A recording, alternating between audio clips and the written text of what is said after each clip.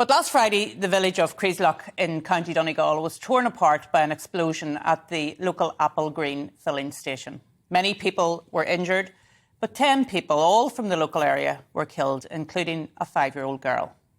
Dougie Beattie, our GB Northern Ireland reporter, has been at the scene where there have been many funerals that still continue. Dougie.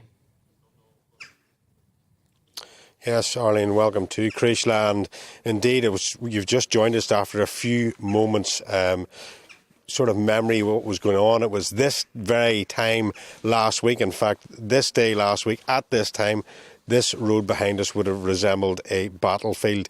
The Applegreen behind us exploded and took with it 10 people. Amongst the dead were 4 men, 3 women, 2 teenagers and 1 child.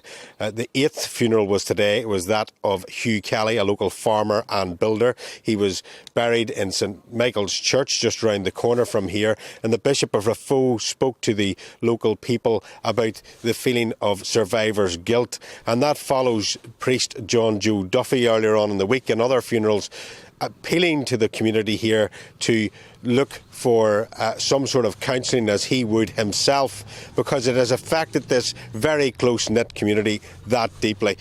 The last of the 2 funerals will take place tomorrow. That is of the youngest victim, Shauna Garway, and her father, Robert. She was only 5 years of age. They will also be laid to rest in the same St Michael's Church, just on the other side of the village. And the village here are now trying to come to terms with what's happening, but the shock has gone, the grief is definitely in, but the questions are now getting louder and louder as to what exactly happened and what was the cause of this. And unfortunately, we will probably not see that for about a year. Freesat is a small community. I think there's only about 400 people live in the village itself. This has been a monumental huge impact. It's bound to have a huge impact going forward on the community there.